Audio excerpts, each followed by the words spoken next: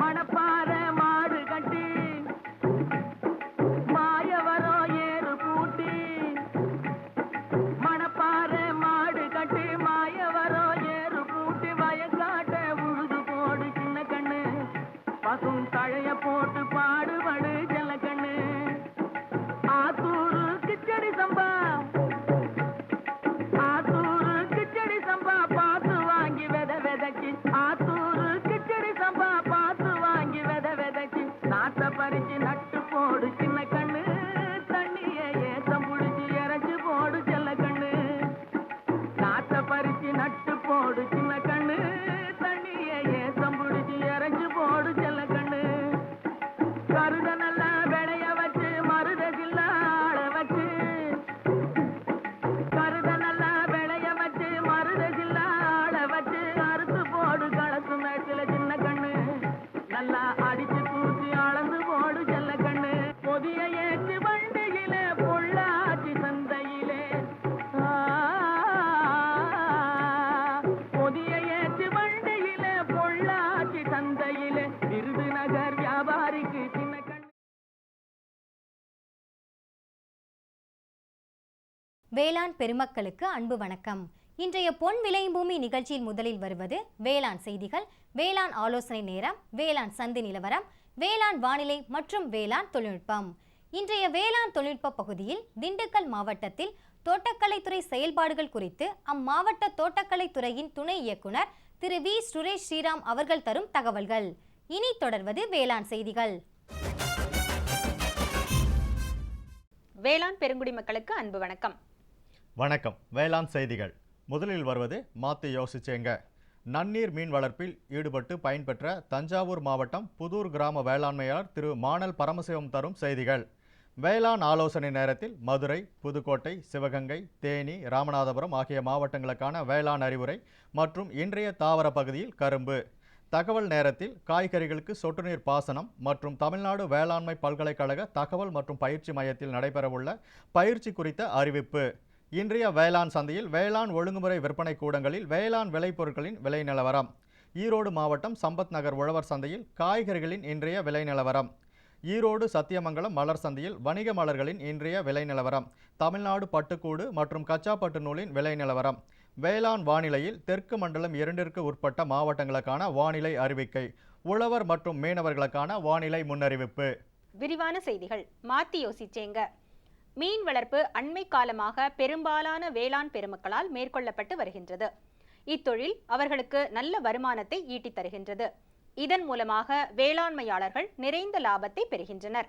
அவ்வகையில் நன்னீர் மீன் வளர்ப்பில் ஈடுபட்டு பயனடைந்த தஞ்சாவூர் மாவட்டம் புதூர் கிராம வேளாண்மையாளர் திரு மானல் பரமசிவம் அவர்களை சந்தித்த போது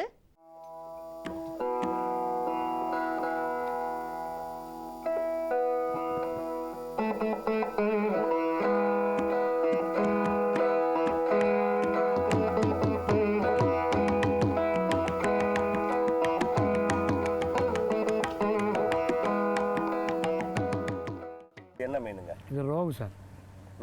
ரோகு எத்தனை கிலோ வரைக்கும் வளரும் அது?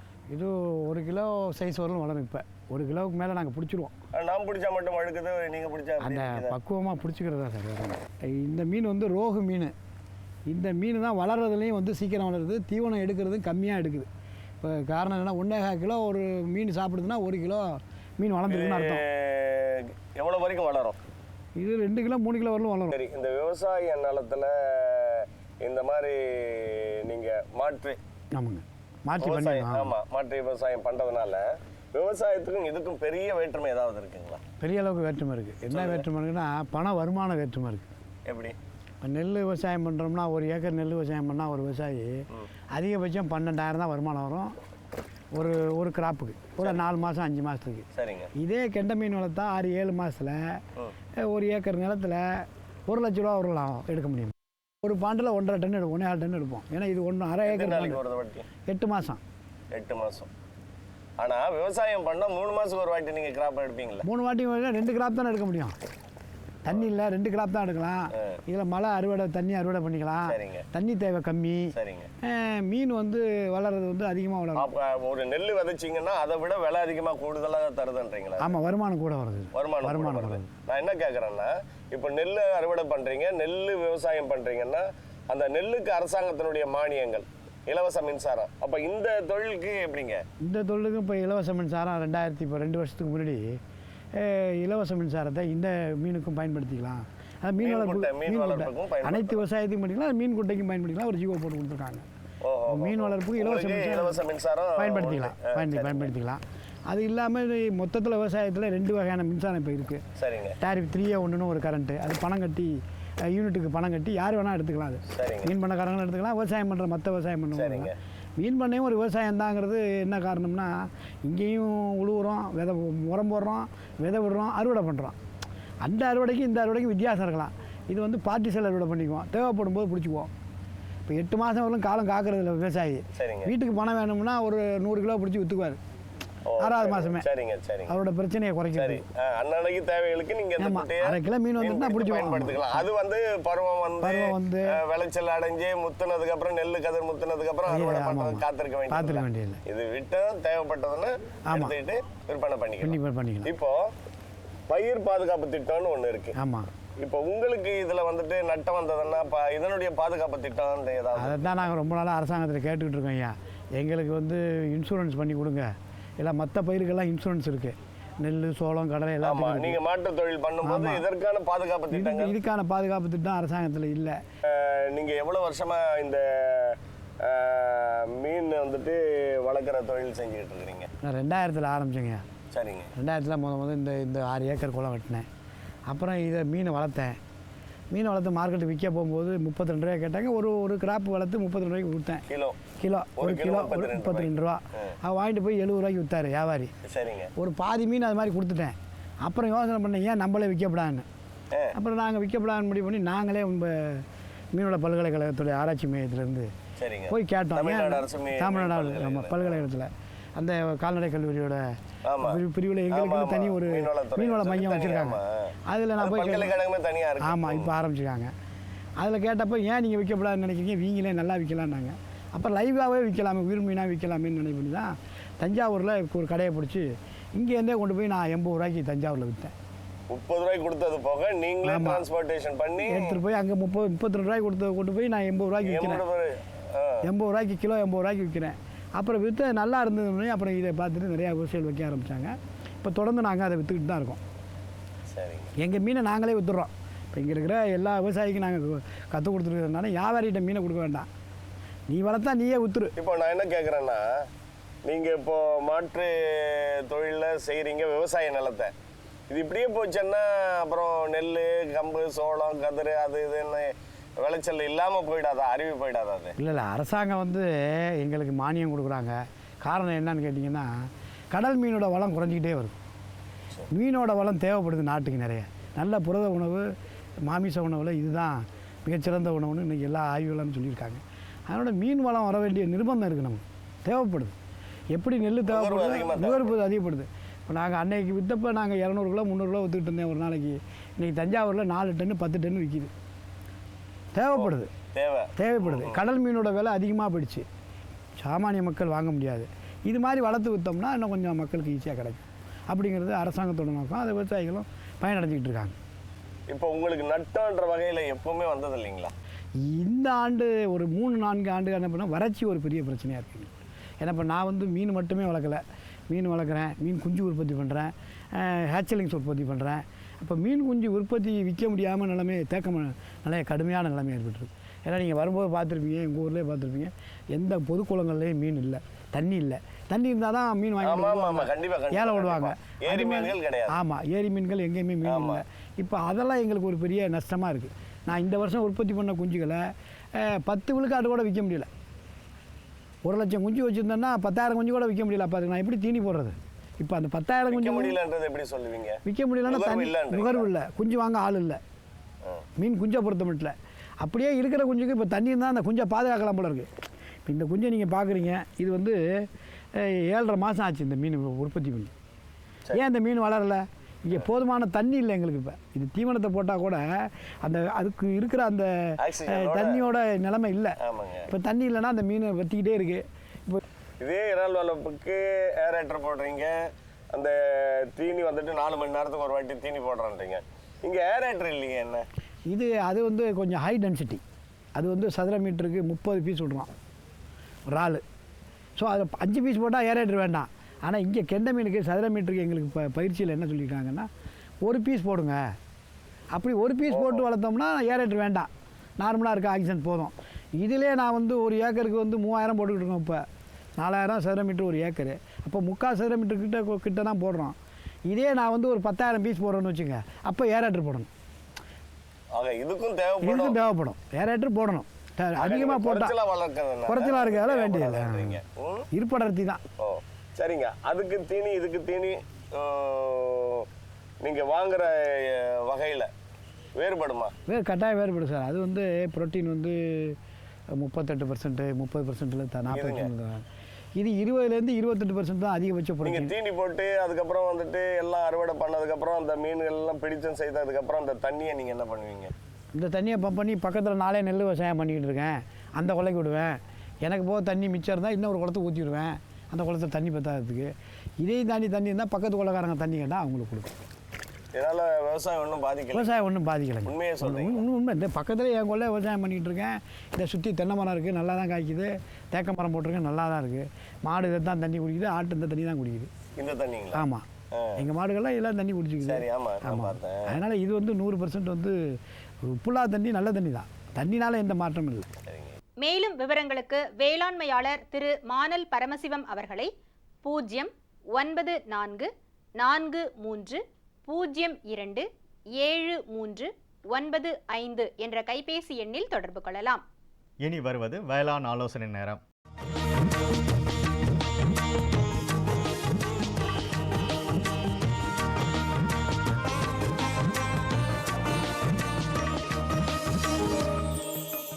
மதுரை, புதுக்கோட்டை, சிவகங்கை, திண்டுக்கல், தேனி, ராமநாதபுரம் ஆகிய மாவட்ட வேளாண்மையாளர்களுக்கு நிலவும் வானிலை காரணமாக தென்னந்தோப்புகளில் நீர் ஆவியாதலை குறைக்க தென்னை மரத்தின் மட்டை, ஓலைகள் மற்றும் தென்னை நார்க்கழிவுகளை கொண்டு மூடாக்கு போடுதல் சிறந்ததாகும். குறிப்பாக 1.8 மீட்டர் ஆரம் கொண்ட வட்டப்பாத்திகளில் மேல் நோக்கியவாறு 100 தென்னை மட்டைகளை அல்லது 15 காய்ந்த தென்னை ஓலைகளை அல்லது 10 சென்டிமீட்டர் உயரத்திற்கு தென்னை நார்க்கழிவுகளை பரப்புவதால் மண் மற்றும் நீர் வளத்தை பாதுகாக்கலாம். பருத்தி அறுவடையினை காலை இளம் வெயில் நேரத்தில் 10 மணிக்குள்ளாகவும் மாலை 3 மணிக்கு பின்பும் எடுப்பது நல்லது. அதிகரிக்கும் வெப்பநிலையை கருத்தில் கொண்டு கால்நடைகளுக்கு தானுவாஸ் தாது கலவையினை ஒரு நாளைக்கு ஒரு கால்நடைக்கு 50 கிராம் என்ற அளவில் தண்ணீரில் கலந்து கொடுக்கலாம். நிலவி வரும் அதிகப்படியான வெப்பநிலையை பயன்படுத்தி அறுவடை செய்த துவரையினை உலர செய்யலாம். 80% முதிர்ந்த நிலையில் உள்ள காய்களை கொண்ட முழு பயிரையும் அறுவடை செய்ய வேண்டும். அறுவடை செய்த துவரை பயிர்களை 2 முதல் 3 நாட்களுக்கு குவியலாக வைக்க வேண்டும். பின் துவரை காய்களை தனியாக பிரித்து எடுத்து உலர்த்த வேண்டும். மாவில் பூ பிஞ்சுகள் உதிர்ந்து தடுக்கவும் காய்பிடிப்பு திறனை அதிகரிக்கவும் NAA என்ற வளர்ச்சி ஊக்கி மருந்தை 20 ppm என்ற அளவில் 2 முறை தெளிக்க வேண்டும். மேற்கூறப்பட்ட ஆலோசனைகளை பின்பற்றி பயன்பெறுமாறு வேளாண்மையாளர்கள் கேட்டுக்கொள்ளப்படுகிறார்கள். தொடரும் வேளாண் ஆலோசனை நேரத்தில் இன்றைய தாவர பகுதியில் கரும்பின் சாகுபடி முறைகள் குறித்து காண்போம். பயிரிட ஏற்ற பருவம். தமிழ்நாட்டில் கரும்பு பொதுவாக டிசம்பர் மாதம் முதல் மே மாதம் வரை 3 பட்டங்களில் அதிகமாக நடவு செய்யப்படுகின்றது. இது தவிர திருச்சி, பெரம்பலூர், கரூர், சேலம், நாமக்கல் மற்றும் கோவை மாவட்டங்களில் ஜூன் முதல் செப்டம்பர் மாதம் வரை தனிப்பட்டமாக கரும்பு நடவு செய்யப்படுகின்றது. பயிரிட ஏற்ற ரகங்கள்: கோ 419, 449, 740, 776, 658, கோசி 22, 23 மற்றும் 24. நீர் நிர்வாகம். கரும்பு பயிருக்கு அதன் வளர்ச்சி பருவங்களுக்கு ஏற்ப நீர் பாய்ச்ச வேண்டும். முளைப்பு பருவத்தில் குறைந்தபட்சமாக 2 முதல் 3 சென்டிமீட்டர் ஆழத்திற்கு குறுகிய இடைவெளியில் நீர் பாய்ச்ச வேண்டும். அறுவடை. கரும்பினை அதன் உச்சக்கட்ட முதிர்ச்சி காலத்தில் அறுவடை செய்ய வேண்டும். அறுவடை செய்யும் போது நடவு பயிராக இருந்தாலும் அல்லது மறு தாம்பு பயிராக இருந்தாலும் தரையோடு தரையாக பூமி மட்டத்திற்கு அறுவடை செய்ய வேண்டும்.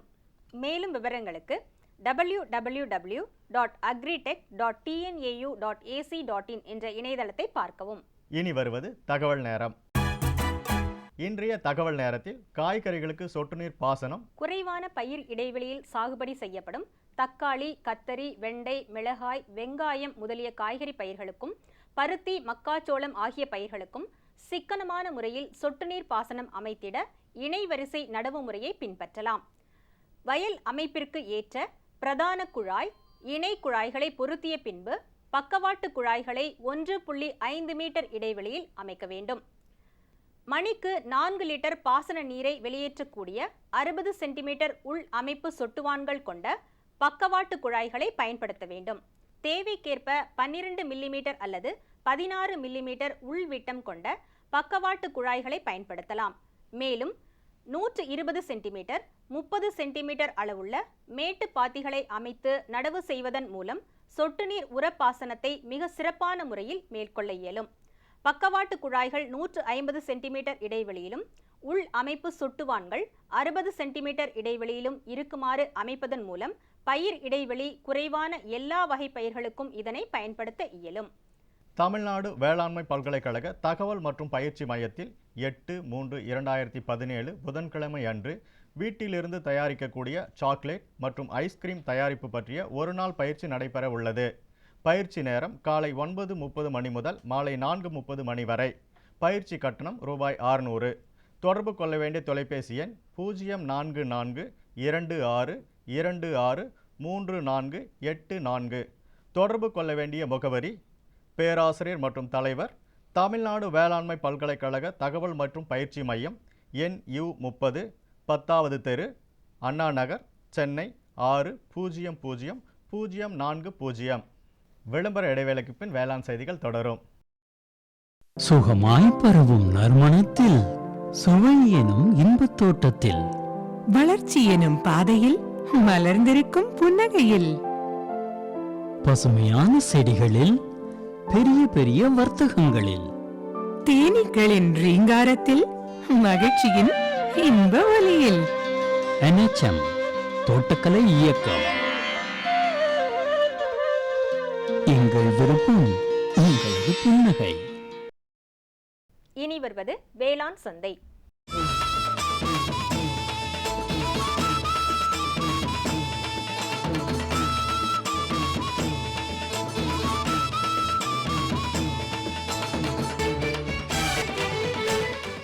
தொடரும் வேளாண் சந்தையில் தமிழ்நாடு வேளாண்மை ஒழுங்குமுறை விற்பனை கூடங்களில் விற்பனை செய்யப்படும் வேளாண் விளைபொருட்களின் விலை நிலவரம். சோளம் சிவப்பு அருப்புக்கோட்டையில் குறைந்தபட்சமாக 3300 ரூபாய்க்கும் அதிகபட்சமாக 3400 ரூபாய்க்கும், திருமங்கலத்தில் 2700 முதல் 3200 ரூபாய் வரையிலும், மக்காச்சோளம் இதர ரகம் அரியலூரில் குறைந்தபட்சம் மற்றும் அதிகபட்சமாக 1621 ரூபாய்க்கும், போடிநாயக்கனூரில் குறைந்தபட்சமாக 1680 ரூபாய்க்கும் அதிகபட்சமாக 1760 ரூபாய்க்கும், தேங்காய் கம்பத்தில் 1100 முதல் 1200 ரூபாய் வரையிலும், ஆனைமலையில் 2600 முதல் 2700 ரூபாய் வரையிலும், எல் இதர ரகம் ஜெயங்கொண்டத்தில் 8398 முதல் 8961 ரூபாய் வரையிலும், கள்ளக்குறிச்சியில் குறைந்தபட்சமாக 7425 ரூபாய்க்கும் அதிகபட்சமாக 9186 ரூபாய்க்கும் விற்பனை செய்யப்பட்டது. தொடரும் வேளாண் சந்தையில் ஈரோடு மாவட்டம் சம்பத் நகர் உழவர் சந்தையில் காய்கறிகளின் இன்றைய விலை நிலவரம். கத்திரிக்காய் 1 கிலோ 40 ரூபாய்க்கும், வெண்டைக்காய் 1 கிலோ 60 ரூபாய்க்கும், அவரைக்காய் 1 கிலோ 38 ரூபாய்க்கும், சின்ன வெங்காயம் 1 கிலோ 43 ரூபாய்க்கும், பெரிய வெங்காயம் 1 கிலோ 16 ரூபாய்க்கும், பச்சை மிளகாய் 1 கிலோ 36 ரூபாய்க்கும், தக்காளி 1 கிலோ 30 ரூபாய்க்கும், இஞ்சி 1 கிலோ 36 ரூபாய்க்கும், கருவேப்பிலை 1 கிலோ 60 ரூபாய்க்கும், கொத்தமல்லி கட்டுண்டு 7 ரூபாய்க்கும், புதினா கட்டுண்டு 5 ரூபாய்க்கும் விற்பனை செய்யப்பட்டது. ஈரோடு மாவட்டம் சத்தியமங்கலம் மலர் சந்தையில் வணிக மலர்களின் இன்றைய விலை நிலவரம். கத்திரி ரோஸ் 20 பூக்கள் கொண்ட ஒரு பாக்கெட்டின் விலை 160 ரூபாய்க்கும், மல்லிகை 1 கிலோ 250 ரூபாய்க்கும், முல்லை 1 கிலோ 400 ரூபாய்க்கும், கனகாமரம் 1 கிலோ 210 ரூபாய்க்கும், செண்டுமல்லி 1 கிலோ 60 ரூபாய்க்கும், வாடாமல்லி 1 கிலோ 100 ரூபாய்க்கும், பட்டன் ரோஸ் 1 கிலோ 160 ரூபாய்க்கும், துளசி 1 கிலோ 100 ரூபாய்க்கும், சம்பங்கி 1 கிலோ 200 ரூபாய்க்கும், அரளி 1 கிலோ 60 ரூபாய்க்கும், சாமந்தி 1 கிலோ 240 ரூபாய்க்கும், காக்கடா 1 கிலோ 350 ரூபாய்க்கும், கோழிக்கொண்டை 1 கிலோ 160 ரூபாய்க்கும் விற்பனை செய்யப்பட்டது. தமிழ்நாடு பட்டுக்கூடு விற்பனையில் முன்னணி நகரங்களில் விலை நிலவரம்.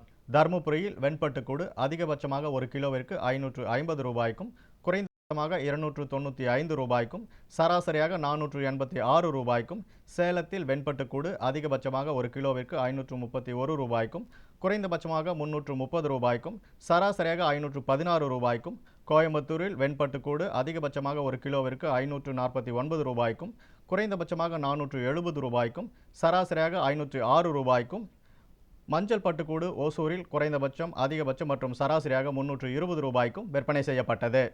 இனி வருவது வேளாண் வானிலை. இன்றைய வேளாண் வானிலையில் தெற்கு மண்டலம் 2ற்கு உட்பட்ட மாவட்டங்களான புதுக்கோட்டை, மதுரை, திண்டுக்கல், ராமநாதபுரம், தேனி, சிவகங்கை ஆகிய மாவட்டங்களில் காற்றின் வெப்பநிலை அதிகபட்சமாக 35.6 டிகிரி செல்சியஸ் ஆகவும் குறைந்தபட்சமாக 25.5 டிகிரி செல்சியஸ் ஆகவும், சூரிய கதிர்வீச்சு 456.8 கலோரி பெர் சென்டிமீட்டர் ஸ்கொயர் ஆகவும், இலையின் ஈரப்பதம் மணிக்கு 10.9 ஆகவும் இருந்தது. வானிலை முன்னறிவிப்பு. உழவர்களுக்கான வானிலை முன்னறிவிப்பு. தமிழ்நாட்டின் உள் மாவட்டங்களில் மழையோ அல்லது இடியுடன் கூடிய மழையோ பெய்யக்கூடும். புதுச்சேரி மற்றும் தமிழக கடலோர பகுதிகளில் ஒரு சில இடங்களில் மட்டும் மழைக்கு வாய்ப்புள்ளது. மீனவர்களுக்கான வானிலை முன்னறிவிப்பு. தமிழகம் மற்றும் புதுச்சேரி மீனவர்களுக்கான வானிலை எச்சரிக்கை எதுவும் இல்லை.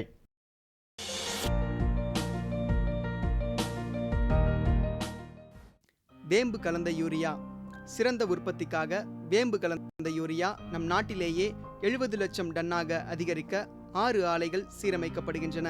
FCIL-இன் கோரக்பூர், சித்ரி, தல்ச்சர் மற்றும் ராமகுண்டம் ஆலைகள், HFCL-இன் பரௌனி மற்றும் BVFCL-இன் நாமருல் போர்ட் ஆகியன.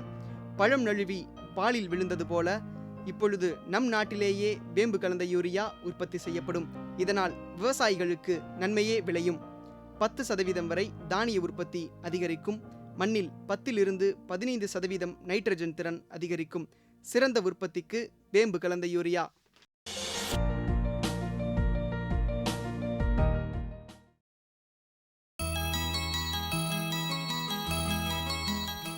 மத்திய மாநில அரசுகளின் உதவியுடன் தோட்டக்கலை துறையானது வேளாண்மையாளர்களின் வாழ்வாதாரத்தை மேம்படுத்தவும் கிராமப்புற வேலைவாய்ப்பினை அதிகரிக்கவும் பல்வேறு நலத்திட்டங்களை செயல்படுத்தி வருகின்றது. அந்த வகையில் திண்டுக்கல் மாவட்டத்தில் தோட்டக்கலைத்துறையின் செயல்பாடுகள் குறித்து விரிவாக விவரிக்கின்றார் அம்மாவட்ட தோட்டக்கலை துணை இயக்குனர் திரு வி. சுரேஷ் ஸ்ரீராம் அவர்கள்.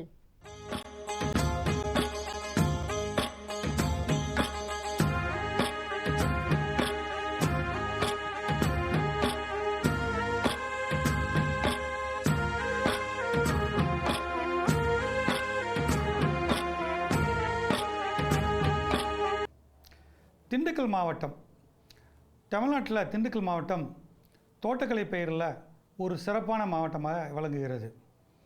இங்கே தரைப்பயிரிலிருந்து மலைப்பயிர் வரைக்கும் விளையக்கூடிய அனைத்து விதமான தோட்டக்கலை பயிர்களும் இங்கு சாகுபடி செய்யப்பட்டு வருகிறது. அதனால் இது ஒரு முக்கியமான மாவட்டமாக திகழ்கிறது. கிட்டத்தட்ட திண்டுக்கல் மாவட்டத்தில் 2,40,500 ஹெக்டேர் அளவுக்கு பயிர்கள் சாகுபடி செய்யப்பட்டு வருகிறது. அதில் 3 ஒரு பங்கு கிட்டத்தட்ட 75,000 to 80,000 ஹெக்டேர் அளவுக்கு தோட்டக்கலை பயிர் சாகுபடி செய்யப்பட்டு வருகிறது.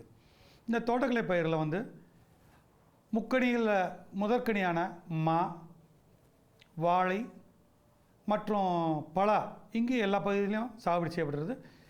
இங்கு விளையக்கூடிய மாவானது இங்கே ஜூஸ் ஃபேக்டரியிலேருந்து ராவா, அதாவது அப்படியே சாப்பிடக்கூடிய நல்ல ரகங்கள் வரைக்கும் இங்கே அதிக அளவில் விளைவிக்கிறது. அதுக்கு நத்தம் மா ஒரு சிறப்பான மா சாகுபடி பகுதியாக விளங்குகிறது.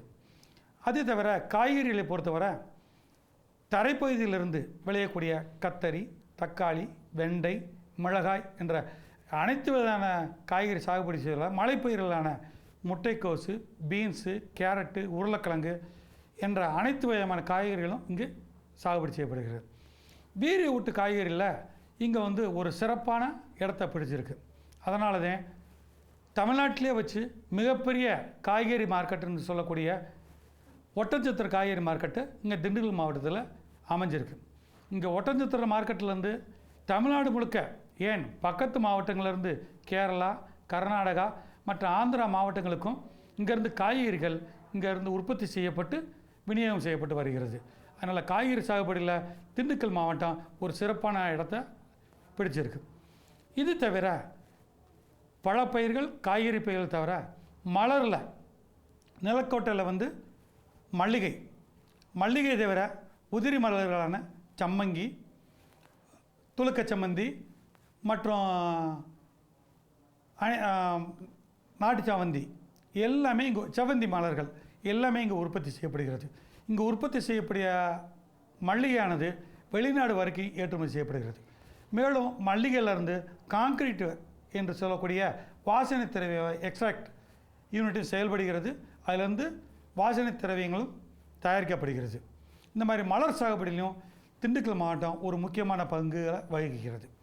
அது தவிர மருத்துவ பயிரில் கண்வழி கிழங்கு என்று சொல்லக்கூடிய பயிர் இங்கு மிக அதிக அளவில் சாகுபடி செய்கிறாங்க.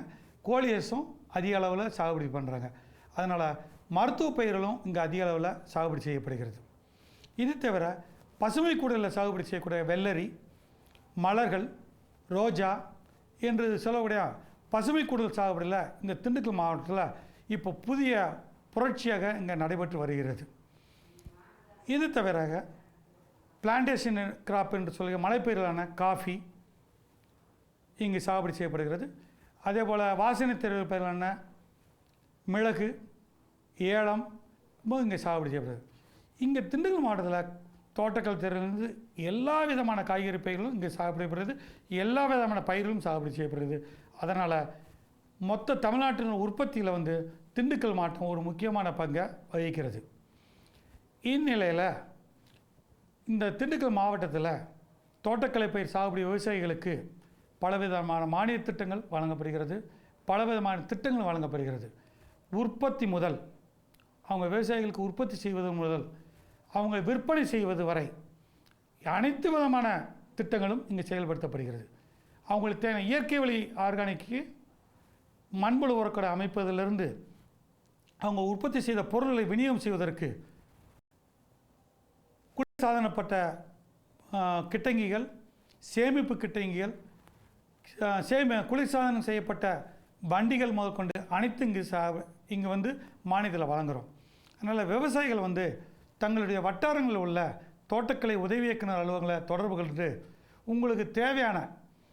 உங்களுக்கு என்ன தேவை என்பதை நாடி வந்தீர்கள் என்றால் இங்கு வந்து அதுக்குரிய திட்டங்கள் செயல்படுத்தப்பட்டு புதிய திட்டங்களாக வாங்கி வழங்கப்படவும், இல்லை இருக்கிற திட்டங்களில் உங்களுக்கு இருந்தால் அதன் மூலமாக நீங்கள் பயனடையலாம் என்று சொல்லிக்கொண்டு இந்த திட்டங்களை புறத்தையும் ஒரு நாள் சொல்லி முடிக்க முடியாது. திட்டங்கள் வாரியாக அடுத்தடுத்து வரக்கூடிய நாட்களில் ஒவ்வொரு திட்டங்களை பற்றியும் ஒவ்வொரு விதமாக உங்களுக்கு தெரிவிக்கிறதில் நான் கடமைப்பட்டிருக்கேன். மேலும் விவரங்களுக்கு துணை இயக்குனர் திரு வி சுரேஷ் ஸ்ரீராம் அவர்களை 098-007-1746 என்ற கைபேசி எண்ணில் தொடர்பு கொள்ளலாம். பிரதம மந்திரி வேளாண் நீர்ப்பாசன திட்டம் விவசாயிகளின் நன்மையை நோக்கிய முன்னேற்றம். பிரதம மந்திரி வேளாண் நீர்ப்பாசன திட்டம் ஒவ்வொரு வயலுக்கும் நீர், ஒவ்வொரு துளியிலும் அதிக விளைச்சல். சரியான நீர்ப்பாசன முறைகள் மற்றும் நீர் பாதுகாப்பின் புதிய தொழில்நுட்பங்களுடன் பூமியின் நீரளவு அதிகரிக்கும். வட்டார அளவில் நீர்ப்பாசன திட்டங்கள் நடக்கும். நீர்ப்பாசனமற்ற இடங்களிலும் நீர் பாய்ச்சுவதால் உற்பத்தி அதிகரிக்கும். இந்திய அரசின் மாபெரும் திட்டம் பிரதம மந்திரி வேளாண் நீர்ப்பாசன திட்டம். 8/3/2017 புதன்கிழமையன்று பொன் விளையும் பூமி நிகழ்ச்சியில் மாத்தி யோசிச்சேங்க. நன்னீரில் மீன் வளர்த்து பயனடைந்த தஞ்சாவூர் மாவட்டம் புதூர் கிராம வேளாண்மையாளர் திரு மானல் பரமசிவம் அவர்கள் தரும் செய்திகள். வேளாண் ஆலோசனை நேரத்தில் தஞ்சாவூர், திருச்சி, கரூர், பெரம்பலூர், திருவாரூர், அரியலூர், நாகப்பட்டினம் ஆகிய மாவட்ட வேளாண்மையாளருக்கான வேளாண் அறிவுரை மற்றும் இன்றைய தாவர பகுதியில் திராட்சை. இன்றைய தகவல் நேரத்தில் வெள்ளை பூண்டில் நூற்புழுவின் தாக்கமும் ஒருங்கிணைந்த நோய் மேலாண்மை முறைகளும். வேளாண் தொழில்நுட்ப பகுதியில் நவீன முறையில் மாடித்தோட்டம் அமைத்தல் குறித்து தஞ்சாவூர் மாவட்டம் ரமணி நகரைச் சேர்ந்த வேளாண்மையாளர் திரு பி பிச்சை மணிவண்ணன் அவர்கள் தரும் செய்திகள் ஆகியன இடம்பெறும். மீண்டும் நாளைய பொன் விளையும் பூமி நிகழ்ச்சியில் சந்திப்போம். நன்றி, வணக்கம்.